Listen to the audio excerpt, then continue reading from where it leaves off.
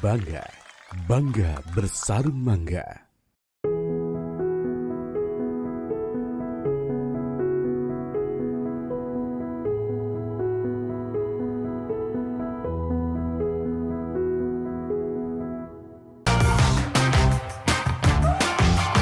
Ini yang bikin bangga, bangga bersarung mangga.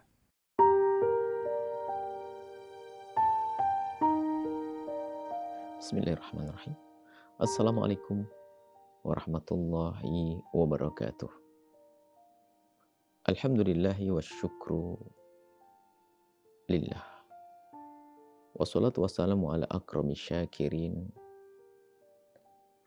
Habibina sayyidina Muhammadin wa ala alihi al-muttahharina wa ashabihi tayyibin wa tabi'ina lahum bi ihsanin ila yaumiddin.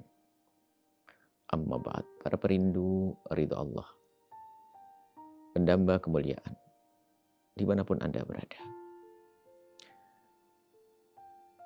Ujian akan selalu datang selagi kita masih di kampung ujian di dunia. Dunia adalah tempatnya ujian semuanya.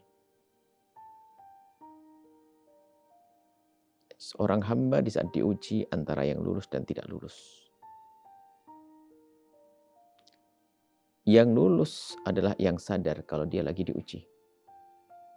Kemudian dia berusaha untuk menyelesaikan ujian tersebut dengan benar.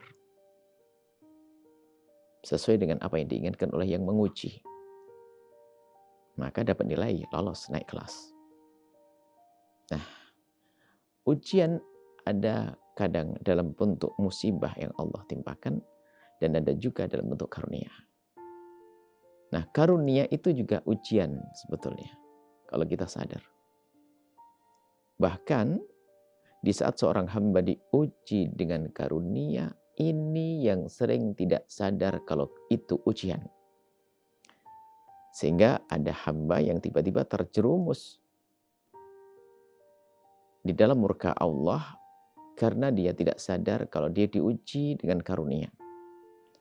Sehingga dia malah menjadi lupa dengan karunia yang Allah berikan kepadanya. Yang sesungguhnya seharusnya dia menggunakan karunia tersebut untuk yang Allah ridhoi.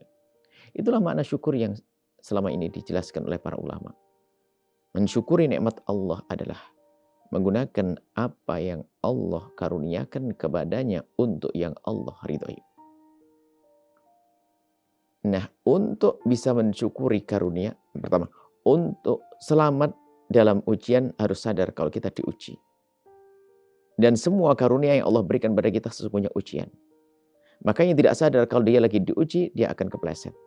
Dia akan tidak bisa menjawab ujian tersebut. Nah, pertama kita harus sadar bahwasanya apapun yang Allah berikan kepada kita adalah ujian. Dan ujian kita harus tahu, tidak usah kita takut dengan ujian. Ujian untuk kita selesaikan. Karena dengan ujian artinya Allah akan angkat derajat hamba tersebut. Nah, ujian karunia, maka setelah sadar bahwasanya kita ini lagi diuji, maka kemudian setelah itu langkah selanjutnya, bagaimana menyelesaikan ujian tersebut. Jika karunia itu dalam bentuk pandangan, maka gunakan untuk mandang yang baik. Jika karunia itu dalam bentuk kekayaan, maka gunakan kekayaan dengan baik dan benar, dan seterusnya.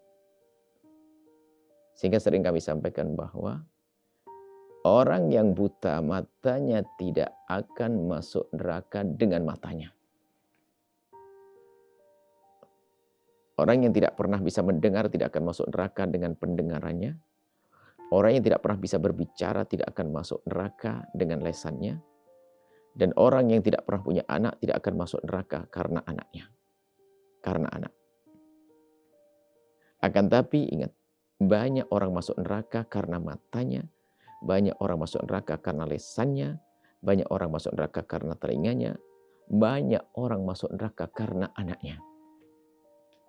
Kenapa mereka masuk neraka dengan matanya, dengan telinganya, dengan lesannya, dengan anaknya? Karena dia tidak menyadari kalau itu semua adalah ujian, sehingga dia tidak berusaha untuk menjawab dengan benar ujian tersebut. Dalam arti tidak menggunakan karunia sesuai dengan apa yang Allah ridhoi. Maka dari itu ayo semua dari kita. La in syakartum la azidannakum. Belum lagi nanti ada janji. Kalau kita benar-benar bisa menjawab ujian nikmat itu dengan benar, yakni menggunakan karunia dari Allah dengan benar, maka janji Allah la azidannakum, aku akan tambah. Tapi kalau kita menggunakan nikmat tersebut tidak sesuai dengan Allah kehendaki, maka murka Allah. Maka tanyakan pada dirimu, hai orang kaya, untuk apa kekayaan yang kau tumpuk sebentar lagi pun akan engkau tinggalkan. Kekayaanmu akan kau tinggalkan jika tidak kau gunakan untuk yang Allah ridai, maka tidak akan menjadi pahala nanti di akhirat. Ilmumu, kecerdasanmu, anakmu sekarang bagaimana keadaannya? Bagaimana urusannya dengan Allah? Sudahkah anakmu kau kenalkan kepada Allah? Kalau tidak, ketahuilah anak akan menuntut orang tua agar masuk neraka. Pandanganmu, apa yang kau lihat selama ini, di hari ini, minggu ini, bulan ini, dan seterusnya. Apa yang kau dengar dan apa yang kau ucapkan. Tanganmu yang bisa menulis, telah menulis apa selama ini. Mengetik apa di handphone. Handphone pun karunia dari Allah. Kita gunakan untuk apa? Dan jika ternyata itu semua telah kita gunakan untuk yang Allah murkai, segera menghadaplah kepada Allah. Takutlah hukuman Allah. Mengerikan. Hukuman Allah mengerikan. Dan tidak ada hamba yang bisa bersyukur kepada Allah kecuali karena betul-betul mendapatkan pertolongan dari Allah. Semoga Allah menjadikan kita hamba yang mudah mensyukuri karunia-Nya. Semoga Allah menjadikan kita hamba yang menyadari karunia, lalu mudah untuk mensyukurinya. Dan Allah mengangkat derajat kita dengan nikmat tersebut dan menambahkannya di dunia dan juga nanti di akhirat. Masya Allah. Nuhibbukum fillah. Assalamualaikum warahmatullahi wabarakatuh.